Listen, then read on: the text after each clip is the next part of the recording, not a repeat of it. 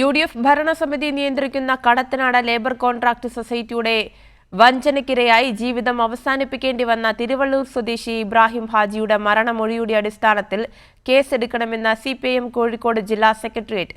മരിച്ച ഇബ്രാഹിം ഹാജിയുടെ നിക്ഷേപ തുക കുടുംബത്തിന് ലഭിക്കാനുള്ള നടപടി സ്വീകരിക്കണം.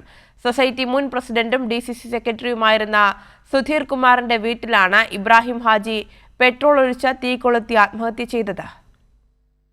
തിരുവള്ളൂർ സ്വദേശി ഇബ്രാഹിം ഹാജിയുടെ ആത്മഹത്യക്ക് കാരണക്കാർ ആയവർക്കെതിരെ നിയമ നടപടി സ്വീകരിക്കണമെന്നും എല്ലാവിധ നിയമങ്ങൾക്കും ചട്ടങ്ങൾക്കും വിരുദ്ധമായി സഹകരണത്തിന്റെ മേലങ്കി അണിഞ്ഞ് കോടിക്കണക്കിന് രൂപ നിക്ഷേപരെ പ്രലോഭിപ്പിച്ച് തട്ടിയെടുക്കുകയാണ് യു.ഡി.എഫ് സൊസൈറ്റി ഭാരവാഹികൾ ചെയ്തിരിക്കുന്നതെന്നും സിപിഐഎം കോഴിക്കോട് ജില്ലാ സെക്രട്ടേറിയറ്റ് അറിയിച്ചു.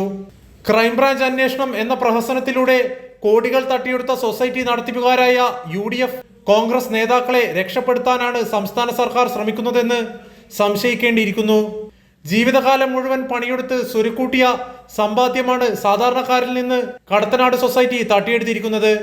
ഇതിന് ഇരയായിരിക്കുന്ന നിക്ഷേപകർക്ക് അവരുടെ സമ്പാദ്യം തിരിച്ചു കിട്ടാൻ ആവശ്യമായ നടപടി സ്വീകരിക്കണമെന്നും മരിച്ച ഇബ്രാഹിം ഹാജിയുടെ നിക്ഷേപ തുക അദ്ദേഹത്തിന്റെ ഭാര്യയ്ക്കും മക്കൾക്കും ലഭിക്കാൻ ആവശ്യമായ അടിയന്തര നടപടികൾ സർക്കാരും സഹകരണ വകുപ്പും സ്വീകരിക്കണമെന്നും സിപിഐഎം ജില്ലാ സെക്രട്ടേറിയറ്റ് പ്രസ്താവനയിലൂടെ അറിയിച്ചു.